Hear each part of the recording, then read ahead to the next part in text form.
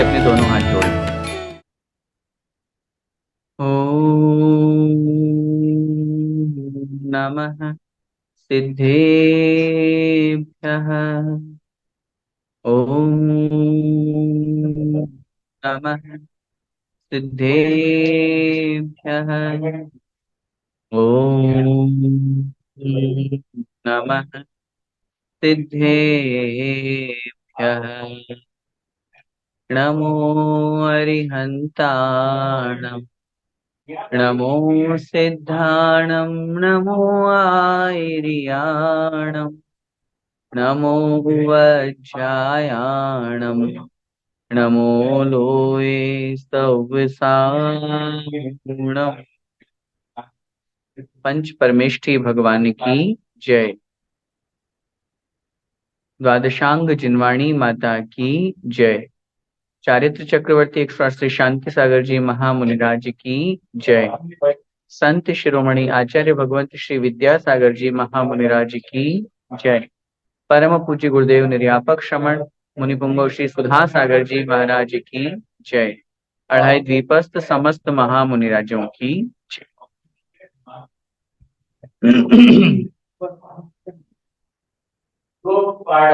श्रमण संस्कृति सिद्धांत प्रवेशिका भाग 2 का हम सभी स्वाध्याय कर रहे हैं और जैन धर्म के उन मूलभूत सिद्धांतों के साथ साथ हमारे जीवन से संबंधित प्रतिदिन की क्रियाओं से रिलेटेड उन महत्वपूर्ण बातों को हम यहाँ पर समझ रहे हैं, जिनके माध्यम से हमारा जीवन और अधिक पुण्यवर्धक क्रियाओं के साथ में आगे बढ़ रहा है।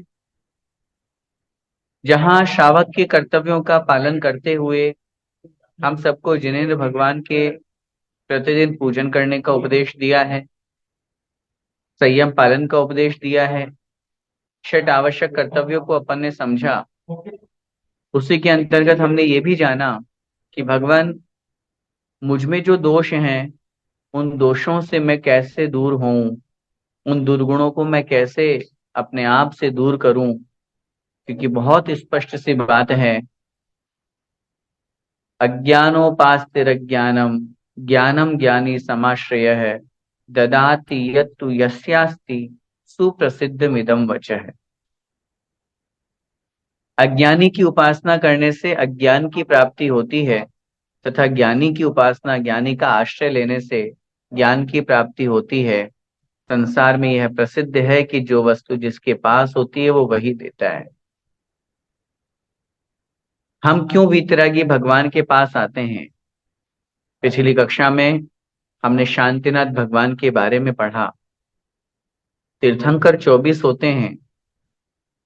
उन 24 तीर्थंकरों में अथवा जो सच्चे देव होते हैं, सम्यक दर्शन की जो पहली सीढ़ी है, उसमें हमें उपदेश दिया गया कि हम जो वीतरागी, सर्वज्ञ और हितोपदेशी हैं उन्हीं की पूजा अर्चना करें। और ये गुण जिनमें विद्यमान होते हैं, वास्तव में वे ही सच्चे देव कहलाते हैं। शांतिनाथ भगवान विशेष रूप से पूजे जाते हैं, या यूं कहें 24 तीर्थंकरों में, जैसा हमने पिछली कक्षा में भी चर्चा की थी। और इस बार का जो वीडियो आया है आदित्य जी और हनी जी का, बहुत सुंदर, बहुत अच्छी बात उन्होंने वहां पर कही। जो विषय वस्तु हमारे उस कक्षा में आई उसी को उन्होंने वहां पर सब लोगों के बीच में रख करके और एक बहुत महत्वपूर्ण संदेश दिया। धर्म विच्छेद होने के साथ साथ ये बहुत महत्वपूर्ण बात है कि शांतिनाथ भगवान से लेकर के आज तक धर्म निरंतर चल रहा है।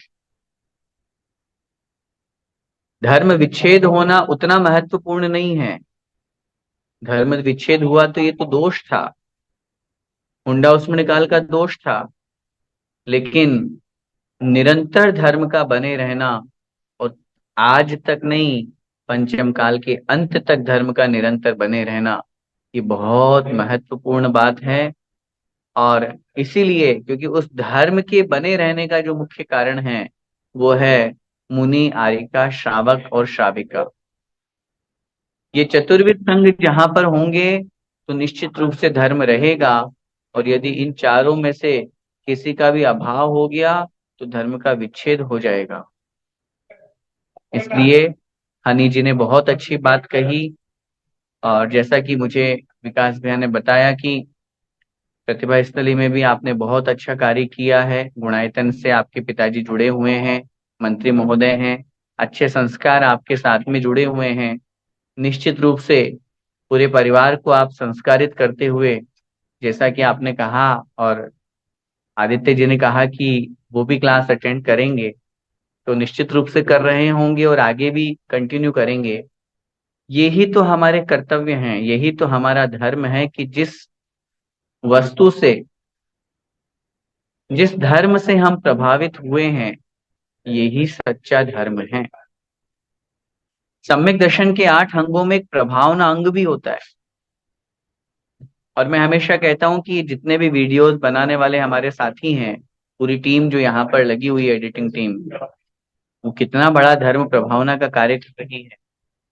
न केवल वीडियो, अपितु ये जो हम कक्षा पढ़ा रहे हैं या प्रश्नोत्तर जो हमारे होते हैं, उन सबको एडिट करके, उन सबको बहुत अच्छा बना करके लोगों के बीच में जब हम पहुंचाते हैं तो धर्म प्रभावना का बहुत उत्कृष्ट कार्य होता है। और उस धर्म प्रभावना के निमित्त से, अपने निमित्त से अगर कोई भी व्यक्ति धर्म से जुड़ गया, अपने से प्रभावित होकर के, तो ये सोचिए कि वास्तव में कितना बड़ा पुण्य का कार्य किया है हमने। और डेफिनेटली लोग जुड़ रहे हैं और बहुत अच्छी बात है कि धर्म को सीख करके अपने कर्तव्यों का पालन कर रहे हैं। हम सभी श्रावक हैं और श्रावक के कर्तव्यों में दान और पूजा, ये दो मुख्य कर्तव्य बताए गए हैं। पूजन के संबंध में मैंने पहले चर्चा की थी। विशेष जो अपना सेशन था एक कैंप के रूप में, उसमें भी अपन ने इस बात को रखा था। उसके साथ में जो आचार्यों ने शब्द का प्रयोग किया या जो महत्वपूर्ण कर्तव्य हमारा रखा है, उसका नाम है दान। दान जो है वो किस प्रकार किया जाता है, किसको किया जाता है, कितने प्रकार का होता है, कितना किया जाता है, इन सब विषयों पर आज की कक्षा में हम चर्चा करेंगे। आचार्य भगवंत कुंद कुंद स्वामी महाराज ने सबसे पहले श्रावक के लिए लिखा, दानम पूया मुखम सावय धम्मम न सावया तेर्ण विना। दान और पूजा ये श्रावक के दो मुख्य कर्तव्य हैं। इसके बिना वह श्रावक श्रावक कहला ही नहीं सकता, श्रावक की कोटि में नहीं आएगा। आचार्य भगवंत वीरसेन स्वामी महाराज ने दान, तप, दान, पूजा, शील और उपवास, इन चार की चर्चा की। और वहां उन्होंने कहा इन चार कर्तव्यों का पालन हमारा प्रतिदिन होना चाहिए। उसी क्रम को आगे बढ़ाते हुए पद्मनंदी स्वामी महाराज ने 6 आवश्यकों की चर्चा की। देव पूजा, गुरुपास्ते, स्वाध्याय, संयम, तपः, दानम चेति गृहस्थानाम षट कर्माणि दिने दिने। इन सब चीजों में सबसे महत्वपूर्ण है दान। और आज का ये प्रकरण 4 प्रकार का जो दान अपने सामने चैप्टर है, उसको अपन समझें। सबसे पहले इस बात को हम समझे कि दान कहते किसको हैं। हम लोग दान तो करते हैं, खूब लोग करते हैं, यहाँ पर जो उपस्थित महानुभाव हैं वो भी करते होंगे, कुछ प्रतिदिन भी करते होंगे, कुछ महीने में 1-2 बार करते होंगे। लेकिन जो हम कर रहे हैं, क्या वह दान की श्रेणी में आ रहा है? क्या वह वास्तव में दान है? दान की डेफिनेशन क्या है? सिर्फ देने का नाम दान होता है क्या? कोई सी भी वस्तु उठाई और दे दी, हो गया दान? किसी को भी दिया और हमने दे दिया, हो गया दान? हम्म, आजकल बहुत सीधी सी बात चल रही है कि किसी को भी कुछ भी वस्तु देने का नाम दान नहीं है। अगर ये हमारी मेंटेलिटी है तो हम उसको ठीक करें। और वास्तव में दान की क्या परिभाषा है, आचार्य भगवंत उमा स्वामी महाराज की परिभाषा के अनुसार ही यहाँ पर हिंदी अर्थ लिखा हुआ है। अनुग्रहाति सस्याति सर्गोदानम, अनुग्रहार्थम स्वस्याति सर्गोदानम। लिख रहे हैं अपने तथा अन्य के कल्याण के लिए धन खर्च करना दान कहलाता है। दो महत्वपूर्ण बातें, अपने और अन्य के कल्याण के लिए। दान करते समय हमारे मन में ये भाव आना चाहिए कि मैं जो जिसको दे रहा हूं, जो वस्तु दे रहा हूं, उससे उस सामने वाले का कल्याण होगा कि नहीं, सामने वाले का उपकार होगा कि नहीं, सामने वाले के लिए वो वस्तु उपयोगी है कि नहीं, या फिर जो हमारे वेस्टेज हैं, देखो मेरे तो काम आ नहीं रहा है, चलो तुम ले लो। है? तो इससे ठीक है, जब आपके काम नहीं आ रहा है तो क्या पता उसके भी काम नहीं आए, उसका भी कल्याण नहीं हो, उसके लिए भी उपयोगी ना हो। यहां पर आचार्य महाराज ने शब्द का प्रयोग किया अनुग्रहार्थम, स्व और पर के कल्याण के लिए। स्व और पर का कल्याण, ये दो शब्द बहुत महत्वपूर्ण है, जिससे मेरा स्वयं का भी कल्याण हो और पर का कल्याण। आचार्य पूज्यपाद स्वामी महाराज ने सरवार सिद्धि में इसकी व्याख्या करते हुए लिखा, स्व कल्याण, अपना कल्याण कैसे होगा, पुण्यवर्धक। जो क्रिया हम कर रहे हैं, जो दान हम दे रहे हैं, उससे हमारा पुण्य बंद हो रहा है, पुण्य संचय हो रहा है, तो हमारा तो कल्याण हुआ, और सामने वाले का कर्म क्षयार्थम। जो हम दान दे रहे हैं, जो वस्तु दे रहे हैं, उदाहरण से किन्हीं मुनि महाराज को हमने आहार दिया, वो आहार उनके लिए सामयिक में निमित्त बनेगा। आहार करने के बाद में मुनि महाराज का शरीर चलेगा, सामयिक करेंगे, प्रतिक्रमण करेंगे, स्वाध्याय करेंगे, तप करेंगे, साधना करेंगे, कर्मों का क्षय करेंगे, कर्मों का नाश करके केवल ज्ञान को प्राप्त करेंगे। उस केवल ज्ञान की प्राप्ति में हमारा आहार दान निमित्त बना है। इसलिए यहाँ पर स्व और पर दोनों का कल्याण, किसी अन्य में भी लगा सकते हैं। आप मंदिर में दान करेंगे, जिनालय बनवाने के लिए आप दान कर रहे हैं, भगवान विराजमान करने के लिए आप दान कर रहे हैं, या किसी औषधि के निमित्त से आप दान कर रहे हैं, या किसी संत मुनि महाराज के निवास के लिए आप संतशाला का निर्माण करवा रहे हैं, ये सब भी दान की कोटि में आएगा। चर्चा अपनी चल रही थी दान के रूप में। तो दान में जो दो बातें सबसे महत्वपूर्ण निकल करके आई है कि हमारा भी कल्याण हो और सामने वाले का भी कल्याण हो, तब जाकर के वास्तव में वह दान की कोटि में आएगा। आचार्यों ने दान के चार भेद बतलाए हैं, चार प्रकार का दान होता है। आहार दान, शास्त्र दान जिसे हम ज्ञान दान भी कहते हैं, औषधि दान और अभय दान। आइए इन चारों के बारे में अपन यहाँ पर समझते हैं। सबसे पहला है आहार दान। खाद्य, स्वाद्य, लेय और पेय, ये चार प्रकार का आहार भक्ति पूर्वक चतुर्विध संघ को प्रदान करना आहार दान कहलाता है। चार प्रकार का आहार होता है।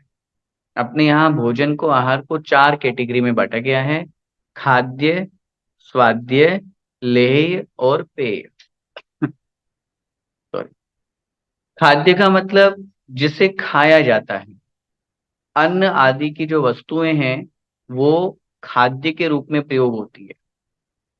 स्वाद्य का मतलब जिससे पेट नहीं भरता लेकिन स्वाद के लिए जिसे खाया जाता है, सौंफ सुपारी है या और भी जो स्वाद के लिए अपन प्रयोग करते हैं, मसाले आदि, वो स्वाद्य के अंतर्गत आते हैं।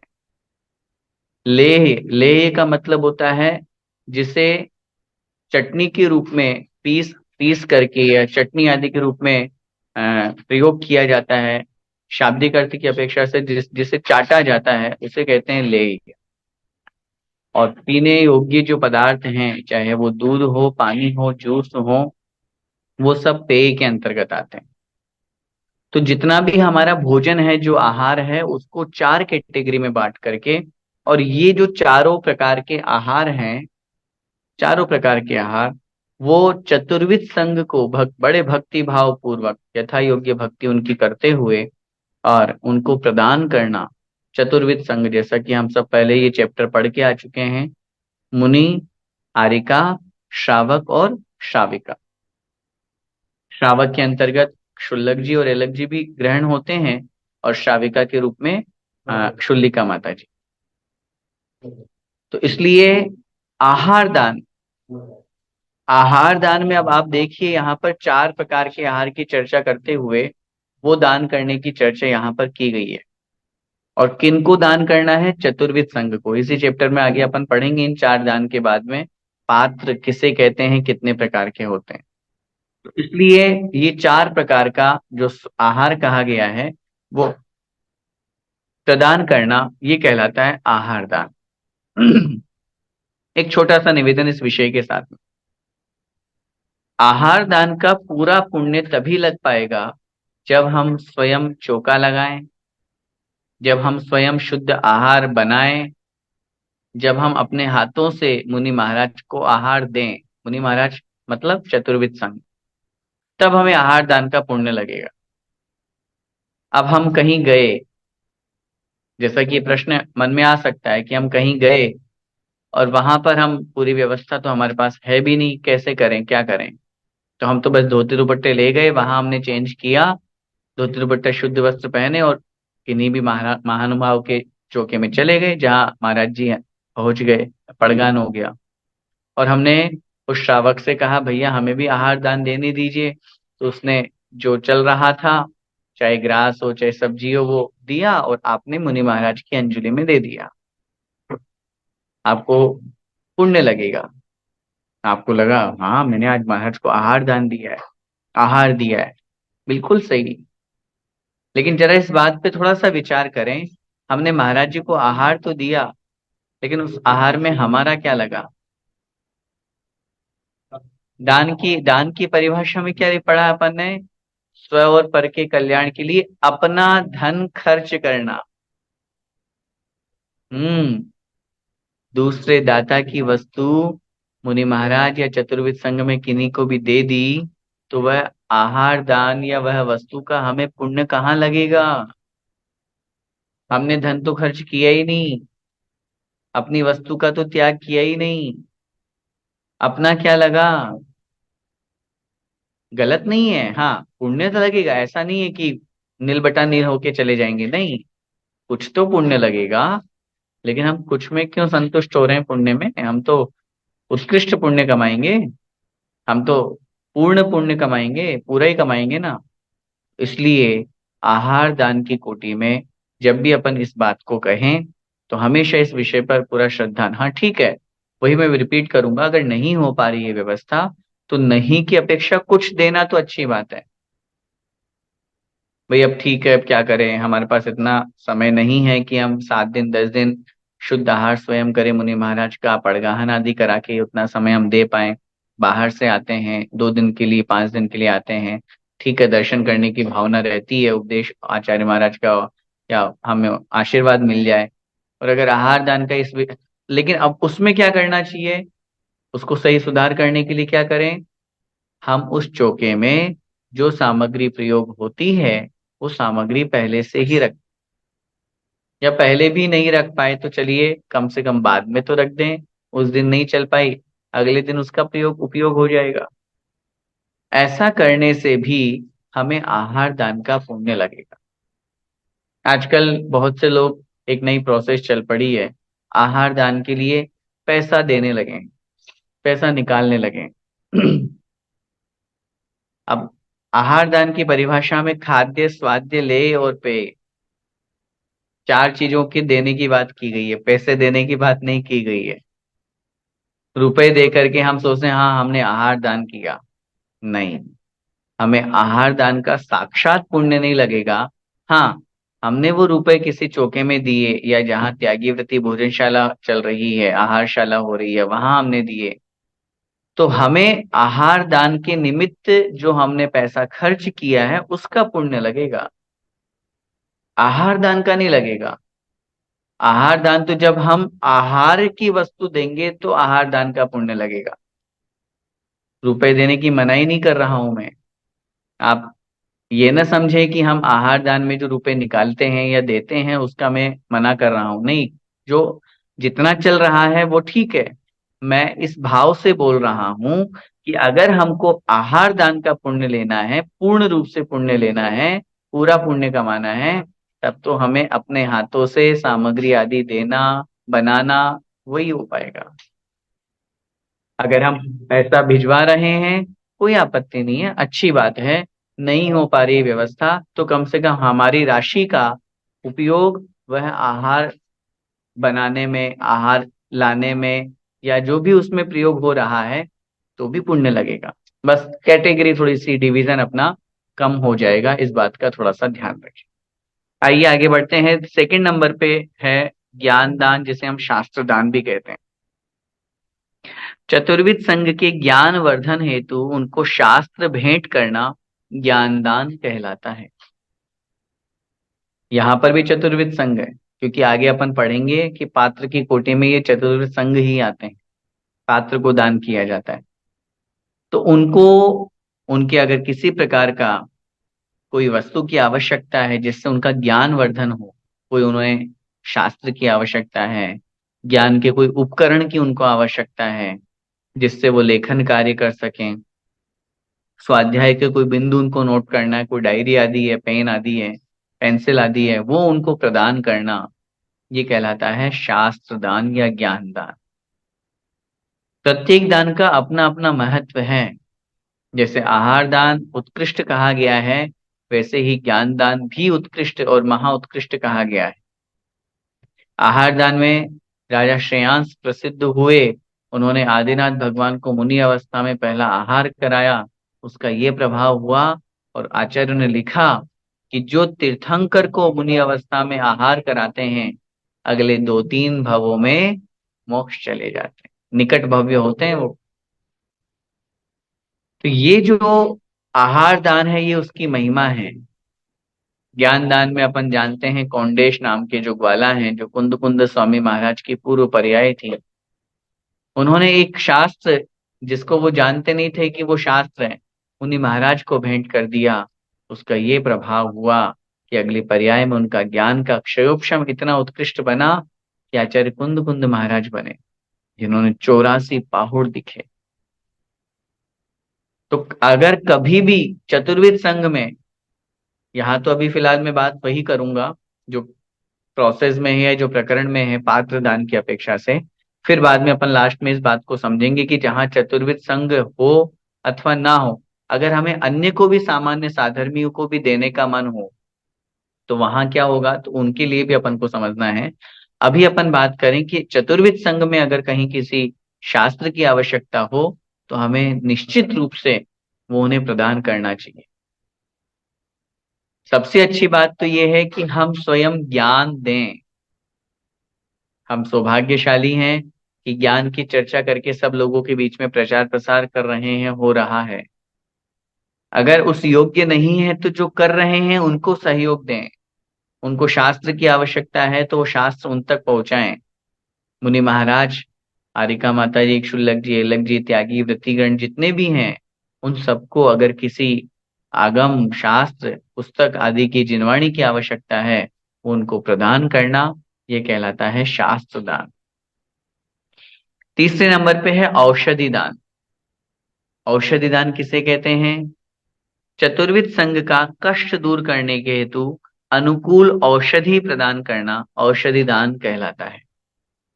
चतुर्विद संघ, मुनियारिका, श्रावक, श्राविका, यह एक बहुत महत्वपूर्ण शब्द का प्रयोग यहाँ पर लेखक ने किया है। कष्ट दूर करने के लिए अनुकूल औषधि। अब ये अनुकूल शब्द बहुत महत्वपूर्ण है। अनुकूल में उनके अनुकूल, उनका जो शरीर है, 3 तरह का जो अपन बोलते हैं, वात, पित्त और कफ, उनकी प्रकृति जान करके, इनकी प्रकृति कैसी है, मैं औषधि तो दे रहा हूं, लेकिन ये प्रकृति के विपरीत हो गई तो, इनके स्वभाव के विपरीत हो गई तो, मैं तो अच्छे भाव रख करके चला रहा हूं, लेकिन ये औषधि मुनि महाराज को रिएक्शन कर गई तो, शूट नहीं किया तो वो सब समझ करके फिर हम औषधि बनाए। दूसरा, अनुकूल का मतलब शुद्ध, अशुद्ध नहीं। आप सोचो, हाँ मुनि महाराज बहुत दिन से बीमार है, इंजेक्शन लगवा देते हैं डॉक्टर को बुला के। आप सोचे एलोपैथी दवाई दे देते हैं। निर्दोष, बिल्कुल शुद्ध, चाहे वो आयुर्वेदिक हो अथवा और अन्य किसी रीति से बनी हुई अगर शुद्ध दवा है तो वो ही मुनि महाराज या चतुर्विद संघ को दी जाती है। अशुद्ध दवाओं का भक्षण तो श्रावक के लिए मना किया है, तो वो तो मुनि महाराज है, वो तो त्यागी व्रती हैं। तो ऐसी स्थिति में अनुकूल औषधि वही कहलाएगी जहां उनके योग्य हो। दूसरी बात, वह औषधि शुद्ध हो, उस औषधि में किसी प्रकार की कोई जीव हिंसा न हुई हो, इस तरह की औषधि मुनि महाराज को प्रदान करना, चतुर्विद संघ को देना। देखिए ना, श्री कृष्ण जी ने क्या किया। नारायण श्री कृष्ण ने तीर्थंकर प्रकृति का जो बंध किया है वो इसी औषधि दान के निमित्त से किया है। लड्डू के अंदर औषधि बना करके, छिपा करके, क्योंकि जिन मुनि महाराज की वो वैयावृत्ति और औषधि उनको रोग था, तो औषधि दे रहे थे तो कड़वी थी तो वो ले नहीं पाते थे, तो उन्होंने लड्डू में मिला करके और उनको चलाई, उनको प्रदान की, तो उनका रोग दूर हो गया, तीर्थंकर प्रकृति का बंद हो गया औषधि दान के निमित्त से। अपन स्वयं सोचें कि अगर हमारे धन से, हमारे पैसों से अगर किसी का रोग दूर हो रहा है तो इससे बड़ा उपकार और क्या होगा। हमारा तो कल्याण पुण्य संचय तो हो ही रहा है। सामने वाला व्यक्ति जो सामायिक नहीं कर पा रहे थे मुनि महाराज, फीवर था, बड़े विकल्पित हो रहे थे, हमारी औषधि से शरीर स्वस्थ हो गया और वो सभी क्रियाओं का बहुत अच्छी तरह से संचालन कर रहे हैं। पहला सुख, निरोगी काया।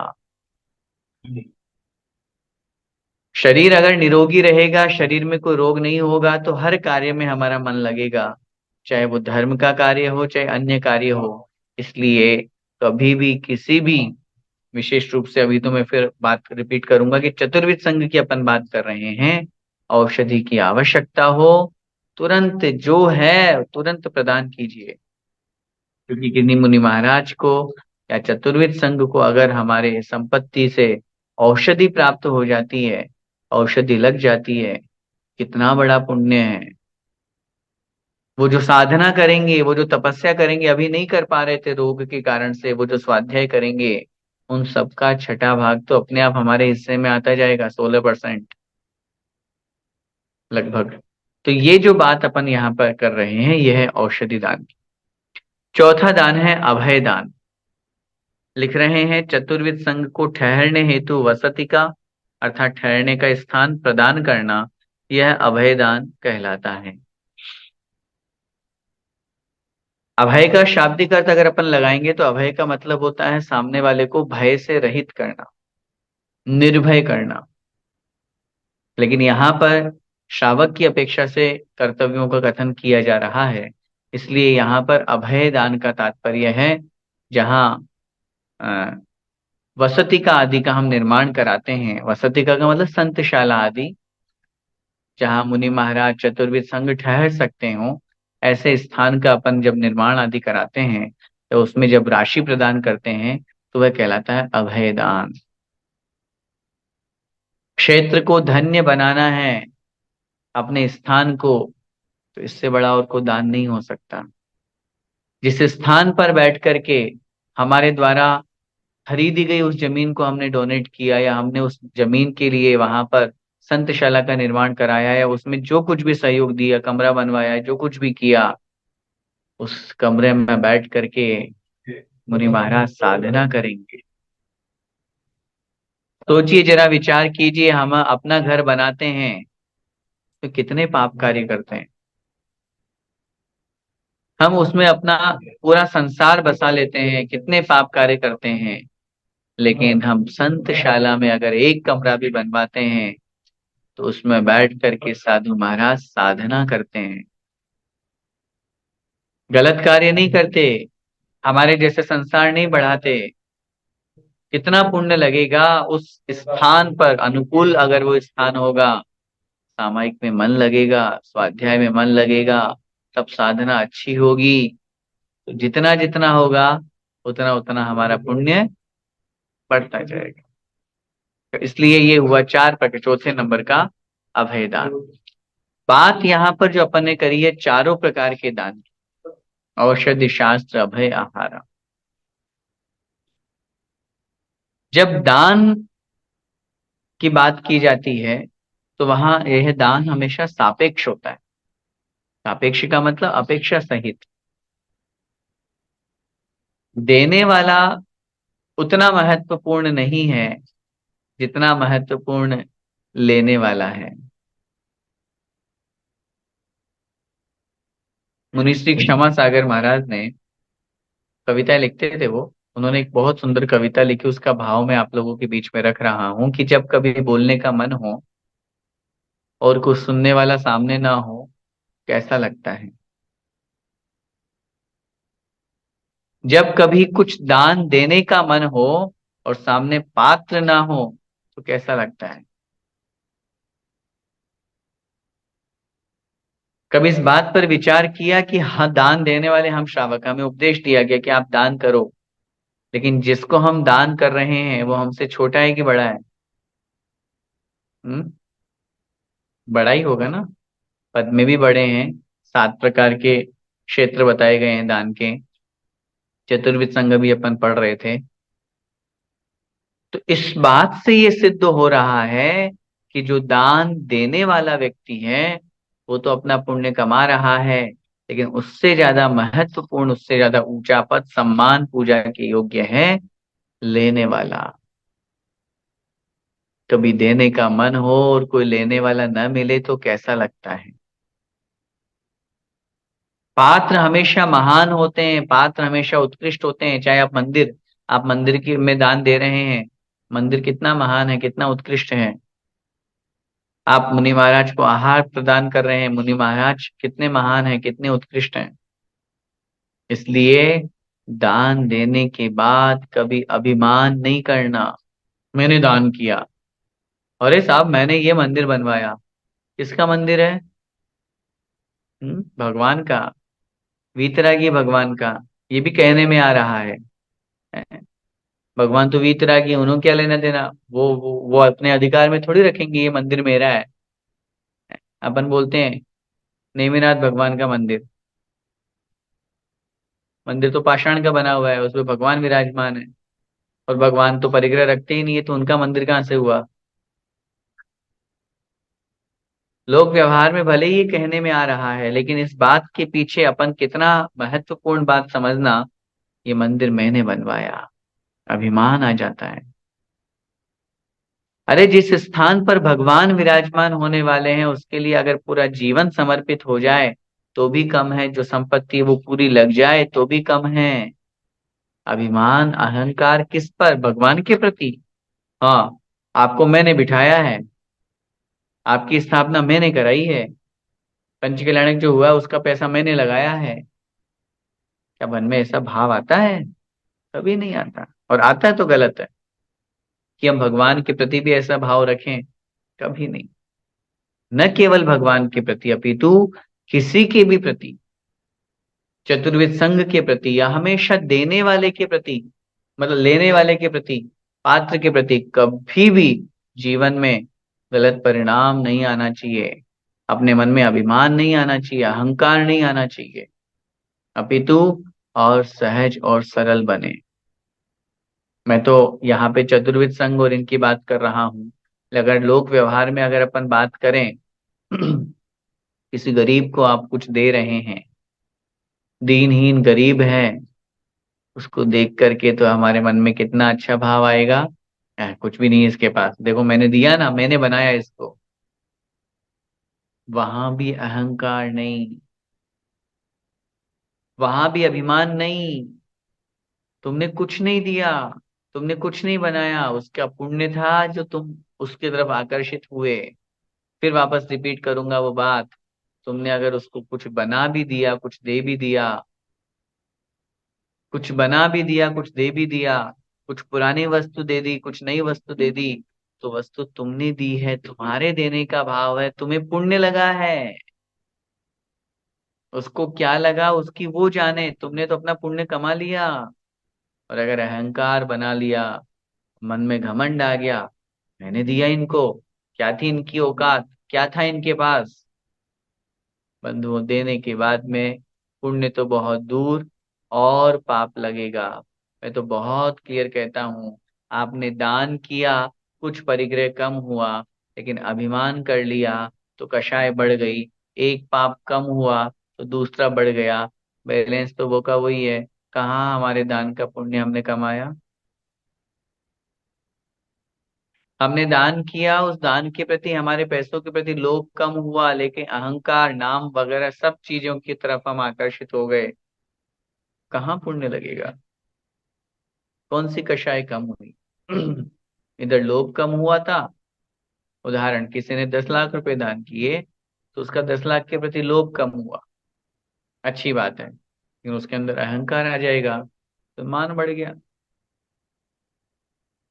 लोभ कम हुआ, मान बढ़ गया, कषाय क्या हुआ? वैसे की वैसी है। इसलिए बहुत महत्वपूर्ण है ये बात कि अपन जब भी दान करें, हमेशा पात्र को ऊंचा माने। ऊंचा ही है, नीचे तो होने का सवाल ही नहीं है। लेकिन ये बात मैं इसलिए कह रहा हूं क्योंकि बहुत बार बहुत लोग अहंकार में, अभिमान में ये भूल जाते हैं कि देने वाले से ज्यादा बड़ा लेने वाला होता है। देने वाला बड़ा नहीं है, देने वाला तो अपना पुण्य कमा रहा है। देने वाला तो जिसको दे रहा है वो उससे बड़ा है, ऊंचा है, महान है, इसलिए उसके अंदर देने का भाव आया। इसलिए लेने वाला ज्यादा महत्वपूर्ण है। और लेने वाले व्यक्तित्व को अपन बोलते हैं पात्र। आचार्यों ने लिखा है, दान का उत्तम फल पात्रों को देने से ही प्राप्त होता है। पात्र 3 प्रकार के हैं। जैसे हम जो भी फसल है, बीज बोते हैं, वो योग्य स्थान पर अगर बोएं तो उसका फल अलग मिलेगा। अगर हम बंजर भूमि में बो देंगे वो बीज, तो वो भी खराब हो जाएगा जो है। हमारे पास संपत्ति है, धन हम खर्च करना चाहते हैं, हम दान देना चाहते हैं, लेकिन वो दान किनको दें, कहाँ पर दें, ये भी महत्वपूर्ण है। अगर हमने ऐसे ही किसी को दे दिया, किसी गरीब को दे दिया, पात्र को नहीं दिया, तो फिर पुण्य भी वैसे ही बनेगा, वैसे लगेगा। 3 प्रकार के पात्र हमारे यहाँ कहे गए हैं, उत्तम पात्र, मध्यम पात्र और जघन्य पात्र। आइए देखते हैं। उत्तम पात्र, रत्नत्रय से युक्त आचार्य, उपाध्याय और साधु उत्तम पात्र के अंतर्गत आते हैं। इन्हें नवधा भक्ति पूर्वक आहार आदि प्रदान कर देना, आहार आदि देना चाहिए, आदि दान देना चाहिए। सबसे पहले बात तो उत्तम पात्र।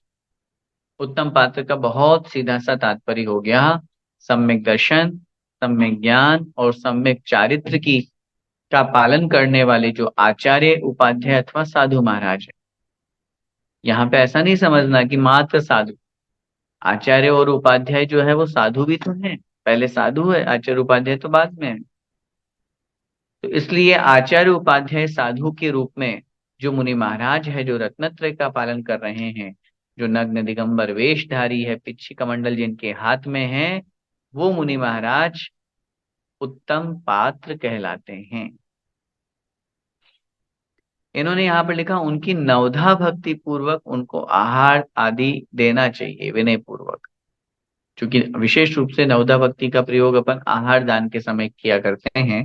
पड़गाहन है, याद है नवधा भक्ति? अच्छा, नीचे दिया हुआ लास्ट में, पड़गाहन, उच्चासन, पाद प्रक्षालन, पूजन, नमस्कार करना अर्थात नमोस्तु, मन शुद्धि, वचन शुद्धि, काय शुद्धि और आहार शुद्धि। मुनि महाराज हमेशा नवधा भक्ति के माध्यम से ही, जब तक हम अपनी भक्ति नहीं बताएंगे, नवधा भक्ति नहीं करेंगे, आहार ग्रहण नहीं करते हैं। तो इसलिए मुनि महाराज की नवधा भक्ति हुआ करती है। ये उत्तम पात्र की कोटि में आते हैं। और आचार्य ने लिखा, उत्तम पात्र को दिया गया दान उत्तम भोग भूमि का फल देता है। 3 भूमियां होती हैं, भोग भूमि भी 3 तरह की, उत्तम भोग भूमि, मध्यम भोग भूमि और जघन्य भोग। मध्यम पात्र किसे कहते हैं? आरिका, ऐलक, शुल्लक तथा प्रतिमाधारी श्रावक मध्यम पात्र के अंतर्गत आते हैं। इन्हें भी विनय पूर्वक आहार आदि दान देना चाहिए। मध्यम पात्र के अंतर्गत जो मुनि अवस्था में तो नहीं है, लेकिन क्षुल्लक जी हैं, ऐलक जी हैं, प्रतिमाधारी कोई श्रावक हैं वो, अथवा कोई आरिका माता जी हैं, शुल्लिका जी हैं, और कोई प्रतिमाधारी बहनें हैं, दीदी लोग हैं, वो सब मध्यम पात्र के अंतर्गत आएंगे। मुनि महाराज दिगंबर वेश में उत्तम पात्र, वस्त्रधारी जो व्रती हैं, एक देश व्रती हैं, वे सब मध्यम पात्र के अंतर्गत आएंगे। और तीसरे नंबर पे है जघन्य पात्र, अविरत सम्यक दृष्टि जीव जघन्य पात्र के अंतर्गत आते हैं। इनकी यथा योग्य विनय करते हुए आहार आदि दान देना चाहिए। अविरत सम्यक दृष्टि, जो सम्यक दर्शन से युक्त हैं, साधर्मी है, हमारे सम्यक दर्शन से सहित हैं, ऐसे सम्यक से विशोभित, सुशोभित जो है, विभूषित, वो श्रावक श्राविकाएं जो हैं, वो जघन्य पात्र के अंतर्गत आती है। तो इस तरह से ये तीन प्रकार के पात्र अपन ने यहाँ पर पढ़े। ये चारों जो अभी पहले पढ़ रहे थे दान की परिभाषा में, चतुर्विध संघ को देना, तो चतुर्विध संघ यहाँ पर इन तीन पात्रों के अंतर्गत आ गया। आचार्यों ने पात्र के साथ में कुपात्र की भी चर्चा करते हुए लिखा कि जो है तो व्रती के वेश में, वेश कैसा बनाया, व्रती का, चाहे मुनि का, चाहे आरिका का, चाहे श्रावक श्राविका, क्षुल्लक एलक किन्हीं का भी, लेकिन अंदर छल कपट है, अंदर बुरे परिणाम है, अंदर गलत भाव है, जो अनीति अन्याय कर रहे हैं, जो गलत क्रियाओं में संलग्न है, वो सब कुपात्र की कोटि में आएंगे। और कुपात्र को दिया गया दान कुभोग भूमि का फल देता है। आचार्यों ने बहुत स्पष्ट लिखा, अगर कोई कुपात्र को दान करता है तो वो कुभोग भूमि में जाता है। इसलिए हमें हमेशा पात्र को दान देना चाहिए, कुपात्र को नहीं। और तीसरे नंबर पे होते हैं अपात्र। अपात्र का मतलब होता है जो पात्र ही नहीं है, अर्थात सामान्य जो दीनहीन गरीब व्यक्ति है वो अपात्र है। क्योंकि सुपात्र तीन तरह के हो गए, उत्तम मध्यम जघन्य, और कुपात्र हो गए। और इसके अलावा जो कोई गरीब व्यक्ति है या और कोई व्यक्ति है जो साधर्मी नहीं है, विधर्मी है, वो सब अपात्र की कोटि में आते हैं। उनको दिया गया दान कोई विशेष फल नहीं देता है, सामान्य फल देता है, इसलिए उनको अपात्र कह दिया।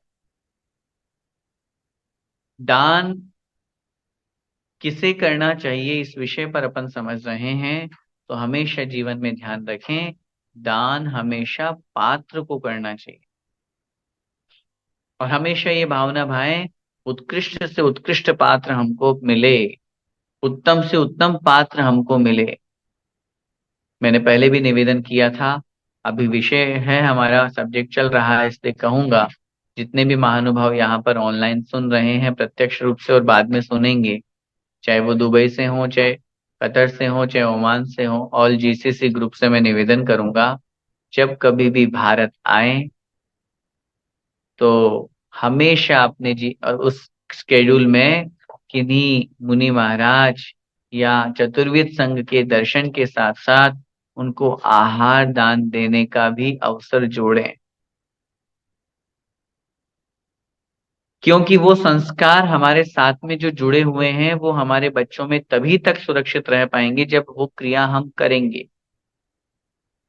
ये बात तो मान ली है लोगों ने, इस बात से तो मैं बड़ा प्रसन्न हूं कि लोगों ने एक बात तो हमारी ये मानी कि जब कभी भारत आते हैं तो महाराज जी लोगों के पास में जरूर जाते हैं। लेकिन उसके साथ में आहार दान देने का पुण्य है।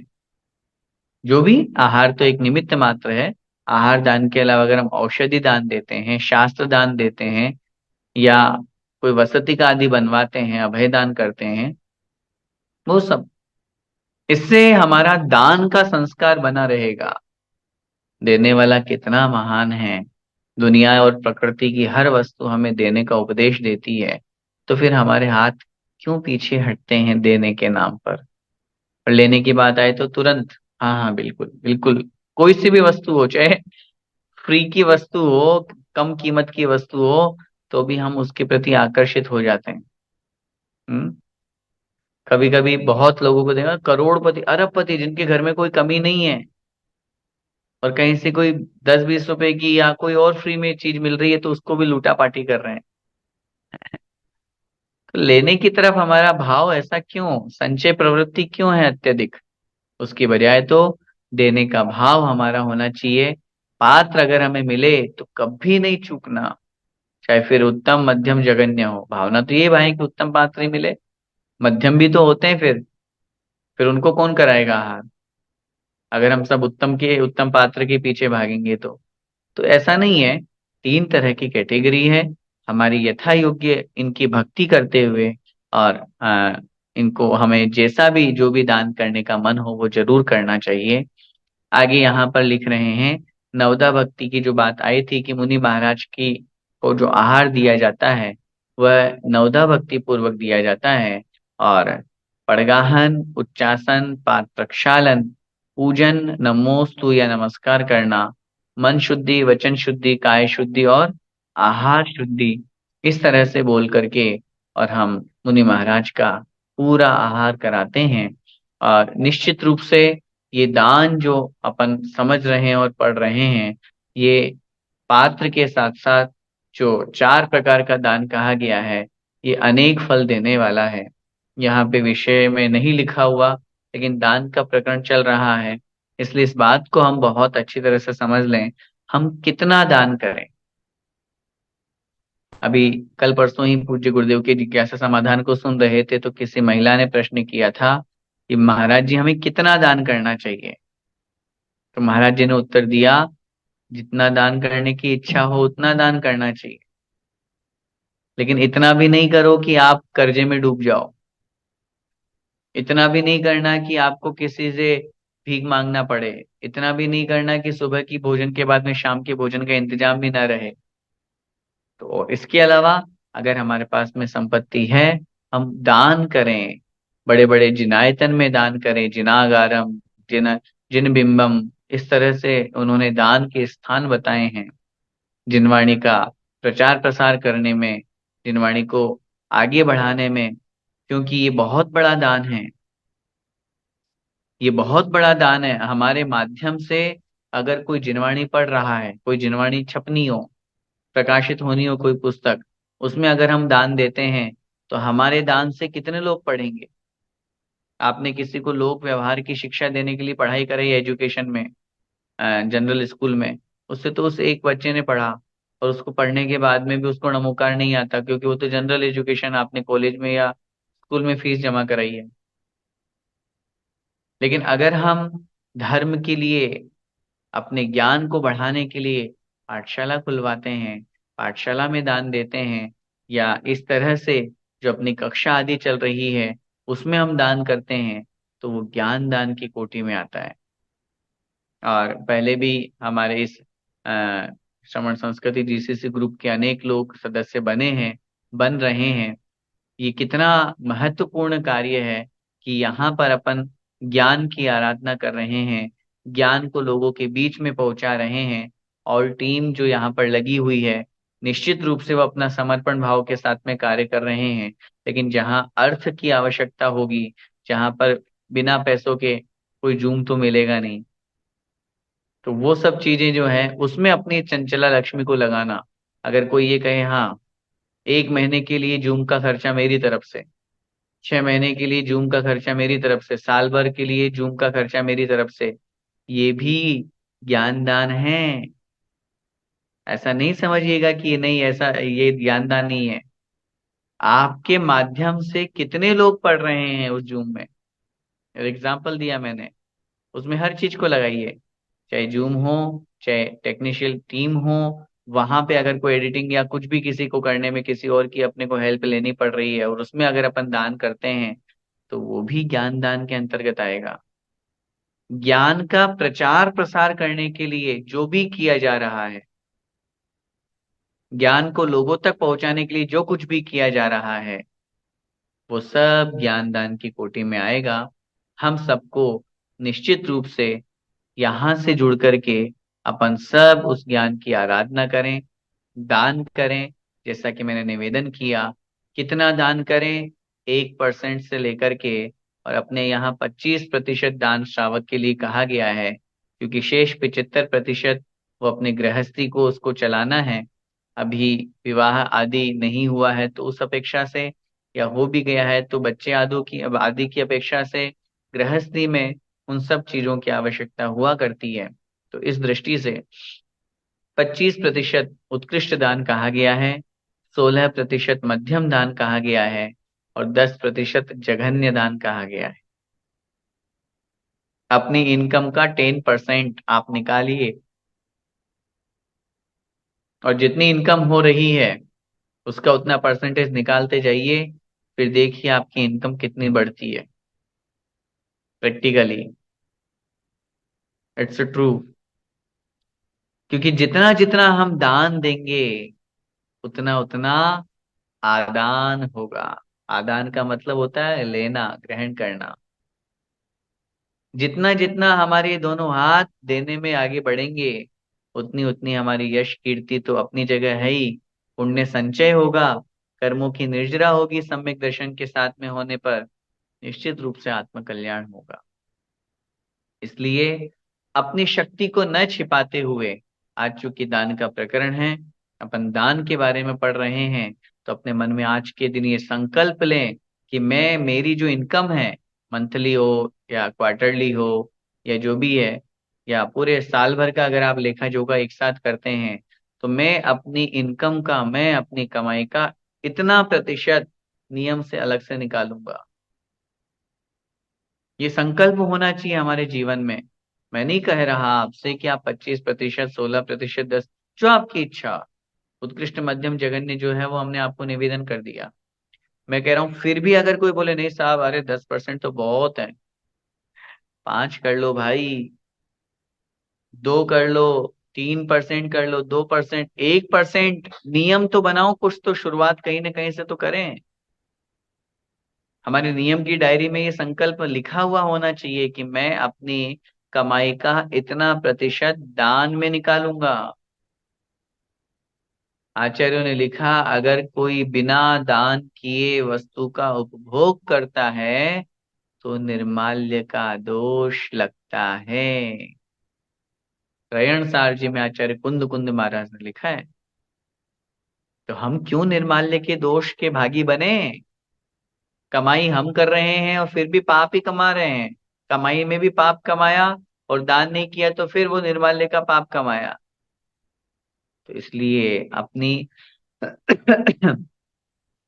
सॉरी, अपनी शक्ति को नहीं छिपाते हुए, क्योंकि शक्ति तक त्याग की बात करी वहां पर आचार्य उमा स्वामी महाराज ने, अपनी शक्ति के अनुसार त्याग करना, अपनी शक्ति के अनुसार दान देना, ये दान कहलाता है। हम सबको आज के इस पाठ से यही शिक्षा लेनी है, जितना हो सके हम कोशिश करें और दान देते रहें। प्रतिदिन जिन मंदिर जाते हैं, प्रतिदिन मंदिर जाने का, गुल्लक में डालने का वो दान अलग है, लेकिन उसके अलावा अपनी राशि का अपना एक प्रतिशत निर्धारित करके, अपनी कमाई का एक प्रतिशत निर्धारित करके उस राशि को अलग रखते जाइए।